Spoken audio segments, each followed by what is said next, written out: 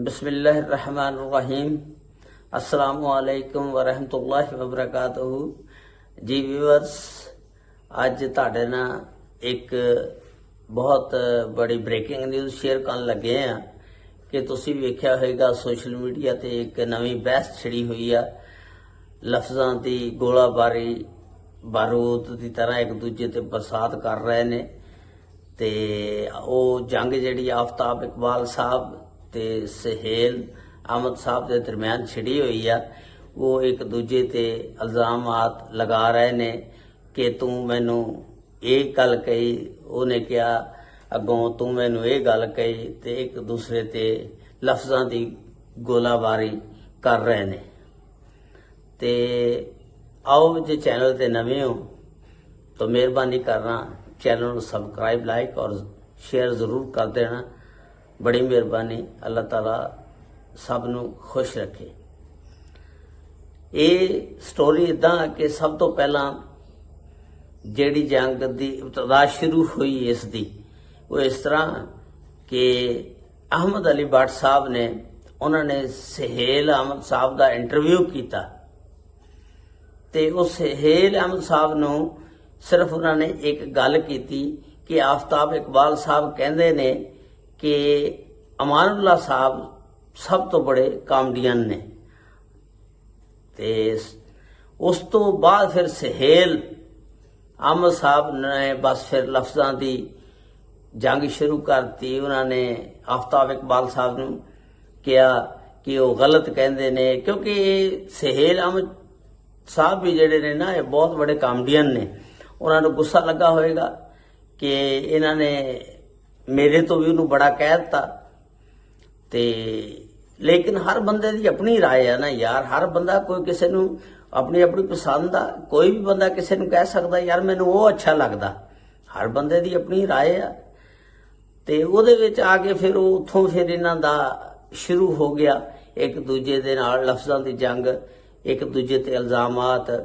ते सहेल अहमद साहब ने कहा कि आफ्ताब इकबाल साहब जदों भी किसी प्रोग्राम दे विच बहिंदे ने बड़े चौड़े होके बह जाते ने, घड़ी ला लेंदे ने, जुत्ती कोई तिखी जी चुंझ वाली पा लेंदे ने ते पा के ते बह जांदी ने लोकां नूं ते अपने आप नूं बहुत वड्डा चौधरी समझदे ने। ते जिहड़े नाल बिठाए हुंदे ने बंदे उन्हां ते रोब वो दबदबा पाने वास्ते इस तरह का स्टाइल अपनाते ने ते लिया के वो दिहाड़ीदार उन्होंने दिहाड़ी ते रख लेंदे ने ते वो बेचारे सारे अपनी दिहाड़ी के चक्कर च हुंदे ने। मसलन वो जिन्ने भी जुगतां मारने वाले हुंदे ने वो बोलते नहीं हैगे उहदे अगे, उन्होंने अपनी दिहाड़ी का फिक्र हुंदा भी मेरी दिहाड़ी ना मर जाए। ते आफ्ताब इकबाल साहब कहते हैं यार ये गल्लां उन्हें गलत कहियां। कहंदा असीं उन्होंने दिहाड़ी नहीं, उन्होंने 35 लाख रुपया दिंदे आ उन्होंने। ते वाकई 35 लाख एक बहुत बड़ी चीज़ आ, रकम आ। ते सहेल साहब ने इस तरह उन्होंने ते गोलाबारी की ते उन्होंने फिर अगों काफ़ी गल्लां दे जवाब दिते। ते नाल उन्हें दस्सिया कि ये जिहड़ा मैं बहना आ ये मेरा स्टाइल आ, इहदे च गरूर तकबर घुमंड वाली कोई गल नहीं, ये मेरा अपना स्टाइल आ। ते दूसरा सहेल अहमद साहब ने आफ्ताब इकबाल साहब नूं होर बड़ा कुछ कहा ते नाल फिर आफ्ताब इकबाल साहब ने कहा कि सहेल चौधरी सहेल अहमद साहब जिहड़े ने ना ये सिर्फ अदाकारी कर सकते ने, इन्हां नूं लिखिया होया जिहड़ा भी कोई दे दे वो लफज बोल सकते ने, अपने कोलों कोई इजाफा नहीं किते होया कोई कर लैंदे ने कोई 2-4 लाइनां दा, बाकी सिर्फ अदाकार बेहतरीन अदाकार ने।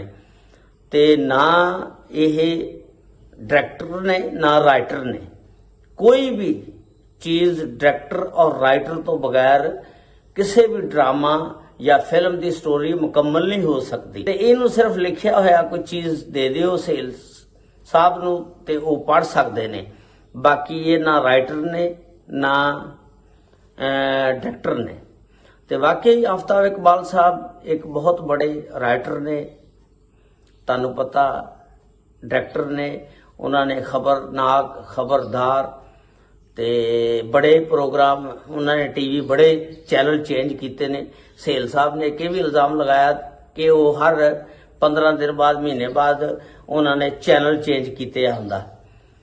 ਤੇ ਵਾਕਈ ਯਾਰ ਅਦਾਕਾਰ ਆਫਤਾਬ ਇਕਬਾਲ ਸਾਹਿਬ ਨੇ ਇਹ ਜਿੰਨੇ ਵੀ ਸਟੇਜ ਦੇ ਉੱਤੇ ਡਰਾਮੇ ਕਰਦੇ ਸੀ ਉਹਨਾਂ ਨੂੰ ਸਾਰਿਆਂ ਨੂੰ ਨਿਭਾ ਕੇ, ਪਹਿਲਾਂ ਇਹਨਾਂ ਨੂੰ ਸਟੇਜ ਡਰਾਮਿਆਂ ਦੇ ਤੋਂ ਪਹਿਲਾਂ ਕੌਣ ਪੁੱਛਦਾ ਹੁੰਦਾ ਸੀ? ਉਹ ਹੀ ਬੰਦਾ ਜਾਣਦਾ ਸੀ ਨਾ ਜਿਹੜਾ ਸਟੇਜ ਡਰਾਮਾ ਦੇਖਣ ਜਾਂਦਾ ਸੀ। ਤੇ ਫਿਰ ਆਫਤਾਬ ਇਕਬਾਲ ਸਾਹਿਬ ਨੇ ਇਹਨਾਂ ਨੂੰ ਟੀਵੀ ਤੇ ਲੈ ਕੇ ਆਏ, ਲਿਆ ਕੇ ਉਹਨਾਂ ਦੀ ਇੱਜ਼ਤ बढ़ाई, ਉਹਨਾਂ ਦਾ ਮੁਕਾਮ बढ़ाया, ਉਹਨਾਂ ਨੂੰ ਉੱਚਾ ਰੁਤਬਾ ਦਿੱਤਾ ਔਰ ਉਹ ਲੋਕਾਂ ਦੇ ਵਿੱਚ ਫਿਰ ਸੋਸ਼ਲ ਮੀਡੀਆ ਦੇ ਜ਼ਰੀਏ ਮਸ਼ਹੂਰ ਹੋਏ। ਇਹ ਸਿਹਰਾ ਸਾਰਾ ਹੀ ਆਫਤਾਬ ਇਕਬਾਲ ਸਾਹਿਬ ਨੂੰ ਜਾਂਦਾ। ਵਾਕਈ ਆਫਤਾਬ ਇਕਬਾਲ ਸਾਹਿਬ ਨੇ ਜਿਹੜਾ ਇਹ ਹਸਬੇ ਹਾਲ ਦੇ ਵਿੱਚ ਅਜ਼ੀਜ਼ੀ ਦਾ ਕਿਰਦਾਰ ਸੀ, ਇਹ ਵੀ ਉਹਨਾਂ ਨੇ ਲਿਖਿਆ ਸੀ, ਜਿਹਦੇ ਤੋਂ ਸੇਲ ਅਹਿਮਦ ਸਾਹਿਬ ਚੜੇ ਨੇ, ਤੇ ਇਹ ਵੀ ਆਫਤਾਬ ਇਕਬਾਲ ਸਾਹਿਬ ਦਾ ਲਿਖਿਆ ਹੋਇਆ ਸੀ। ਤੇ ਵਾਕਈ ਯਾਰ ਆਫਤਾਬ ਇਕਬਾਲ ਸਾਹਿਬ ਇੱਕ ਬਹੁਤ ਨੌਲੇਜ ਰੱਖਦੇ ਨੇ, ਬਹੁਤ ਬੜਾ ਉਹਨਾਂ ਕੋਲ ਇਲਮ ਆ। ਤੇ ਸੇਲ ਅਹਿਮਦ ਸਾਹਿਬ ਵੀ ਸਾਡੇ ਬਹੁਤ ਬੜੇ ਕਾਮੇਡੀਅਨ, ਮਜ਼ਾਹੀਆ ਅਦਾਕਾਰ ਨੇ, ਜਿਹੜੇ 15 ਸਾਲ ਤੋਂ ਹਸਬੇ ਹਾਲ 'ਚ ਇੱਕ ਜਗ੍ਹਾ ਤੇ ਕੰਮ ਕਰ ਰਹੇ ਨੇ। ਤੇ ਉਹ ਆਫਤਾਬ ਇਕਬਾਲ ਸਾਹਿਬ ਕਹਿੰਦੇ ਨੇ ਇਹਨਾਂ ਨੇ ਕੀ ਤਰੱਕੀ ਕੀਤੀ ਹੈ ਮੈਨੂੰ ਦੱਸਣ। ਇੱਕ ਹੀ ਜਗ੍ਹਾ ਤੇ 15 ਸਾਲ ਬਹਿ ਕੇ ਕੰਮ ਕਰਦੇ ਰਹੇ ਨੇ, ਉਹੀ ਸ਼ੋਅ ਕਰੀ ਜਾ ਰਹੇ ਨੇ, ਉਹੀ ਨਕਲਾਂ ਉਤਾਰੀ ਜਾ ਰਹੇ ਨੇ ਸਿਆਸਤਦਾਨਾਂ ਦੀਆਂ। ਉਹਦੇ ਵਿੱਚ ਕੀ ਚੇਂਜਿੰਗ ਲਿਆਂਦੀ ਆ, ਕੀ ਤਬਦੀਲੀ ਲਿਆਂਦੀ ਆ? ਉਹ ਇੱਕ ਹੀ ਸ਼ੋਅ ਵੇਖ ਵੇਖ ਕੇ, ਇੱਕ ਹੀ ਸਟਾਈਲ ਵੇਖ ਵੇਖ ਕੇ ਲੋਕ ਬੇਜ਼ਾਰ ਹੋ ਜਾਂਦੇ ਨੇ, ਫਿਰ ਉਹ ਛੱਡ ਜਾਂਦੇ ਨੇ ਉਸ ਚੀਜ਼ ਨੂੰ, ਸੁਣਨਾ ਨਹੀਂ ਚਾਹੁੰਦੇ। ਕੋਈ ਤਬਦੀਲੀ ਪ੍ਰੋਗਰਾਮ ਦੇ ਵਿੱਚ ਲਿਆਣੀ ਚਾਹੀਦੀ ਆ। ਵਾਕਈ ਇਸ ਤਰ੍ਹਾਂ ਆਫਤਾਬ ਇਕਬਾਲ ਸਾਹਿਬ ਨੇ ਆਪਣੇ ਪ੍ਰੋਗਰਾਮਾਂ ਦੇ ਵਿੱਚ ਬੜੀ ਤਬਦੀਲੀ ਲਿਆਂਦੀ ਹੈ। ਯਕੀਨ ਕਰੋ ਲੋਕ ਉਹਨਾਂ ਦੇ ਪ੍ਰੋਗਰਾਮ ਬੜੇ ਸ਼ੌਕ ਨਾਲ ਸੁਣਦੇ ਨੇ। ਉਹਦੇ ਲੋਕ ਹਰ ਦਫਾ ਜਦੋਂ ਨਵੇਂ ਚੈਨਲ ਤੇ ਜਾਂਦੇ ਨੇ, ਉਹ ਸਟੇਜ ਵਾਲੇ ਅਦਾਕਾਰ ਕੋਈ ਚੇਂਜ ਹੋਏ ਹੁੰਦੇ ਨੇ, ਕੋਈ ਨਵੀਂ ਜੁਗਤਬਾਜ਼ੀ ਸ਼ੁਰੂ ਹੁੰਦੀ ਆ, ਕੋਈ ਨਵੇਂ ਲਫ਼ਜ਼ ਇਸਤੇਮਾਲ ਕਰਦੇ ਨੇ, ਨਵਾਂ ਕੋ ਮਜ਼ਾ ਪੈਦਾ ਕਰਦੇ ਨੇ। ਵਾਕਈ ਇਹਦੇ 'ਚ ਕੋਈ ਸ਼ੱਕ ਨਹੀਂ, ਆਫਤਾਬ ਇਕਬਾਲ ਸਾਹਿਬ ਇੱਕ ਬਹੁਤ ਬੜੇ ਰਾਈਟਰ, ਡਾਇਰੈਕਟਰ, प्रोड्यूसर और अदाकार, जो भी उन्होंने लकब दे दिओ उन्हां ते हिट हुंदा। वो हर फन मौला ने, अल्लाह ताला उन्होंने होर तरक्कियां देवे। सहेल अहमद साहब भी साडे बहुत माशाअल्लाह मंजे हुए, सुलझे हुए अदाकार ने। ते बस यही लफ्ज़ां दी गोलाबारी है, एक दूजे ते कर रहे ने। ते असी चाहते हैं कि लोग भी देख लो एक दूजे नाल जैलस हुंदे ने। ਤੇ ਅਸੀਂ ਤਾਂ ਸਮਝਦੇ ਸੀ ਦੁਨੀਆਦਾਰੀ ਦੇ ਵਿੱਚ ਕੋਈ ਰਿਸ਼ਤੇਦਾਰ ਹੀ ਇੱਕ ਦੂਜੇ ਤੋਂ ਜੈਲਸ ਹੁੰਦੇ ਨੇ, ਜਲਦੇ ਨੇ। ਤੇ ਲੇਕਿਨ ਯਾਰ ਇਹ ਅਦਾਕਾਰ ਵੀ ਇੱਕ ਦੂਜੇ ਦੀ ਅਦਾਕਾਰੀ ਤੋਂ ਜਲਦੇ ਨੇ। ਤੇ ਇਹਨਾਂ ਨੂੰ ਐਵੇਂ ਨਹੀਂ ਕਰਨਾ ਚਾਹੀਦਾ, ਬਲਕਿ ਹੁਣ ਤਾਂ ਇਹ ਦੋਨੋਂ ਅਦਾਕਾਰ ਯਾਨੀ ਇੱਕ ਕਿਸਮ ਦੇ ਸੁਲਝ ਗਏ ਨੇ। ਹੁਣ ਇਹ ਦੋਨੋਂ ਬੈਠ ਕੇ ਇਕੱਠੇ ਅਗਰ ਹੁਣ ਅਦਾਕਾਰੀ ਕਰਨਾ, ਯਕੀਨ ਕਰੋ ਇਹ ਦੋਨੋਂ ਬੈਠ ਕੇ ਇੱਕ ਜਗ੍ਹਾ ਤੇ ਕੋਈ ਵੀ ਸ਼ੋਅ ਕਰਨ, ਯਕੀਨ ਕਰੋ ਬੜੀ ਝੱਸ ਆਏਗੀ, ਕਿਉਂਕਿ ਹੁਣ ਦੋਨੋਂ ਸੁਲਝ ਗਏ ਨੇ, ਦੋਨਾਂ ਨੂੰ ਤਜਰਬਾ ਹੋ ਗਿਆ ਇਸ ਫੀਲਡ ਦੇ ਵਿੱਚ। ਤੇ ਅੱਲਾਹ ਤਾਲਾ ਦੋਨਾਂ ਤੇ ਰਹਿਮਤ ਫਰਮਾਏ, ਦੋਨਾਂ ਨੂੰ ਇਕੱਠੇ ਬਹਿਣ ਦੀ ਤੌਫੀਕ ਅਤਾ ਫਰਮਾਏ। ਸਾਡੀਆਂ ਦੁਆਵਾਂ ਦੋਨਾਂ ਦੇ ਨਾਲ ਨੇ। ਸਾਡੇ ਵਾਸਤੇ ਦੋਨੋਂ ਸਾਡੇ ਹੀਰੋ ਨੇ, ਆਫਤਾਬ ਇਕਬਾਲ ਸਾਹਿਬ ਵੀ ਤੇ ਸੁਹੇਲ ਅਹਿਮਦ ਸਾਹਿਬ भी। ते अल्लाह ताला सब ते रहमत फरमाए। अस्सलामु अलैकुम व रहमतुल्लाहि व बरकातुहू।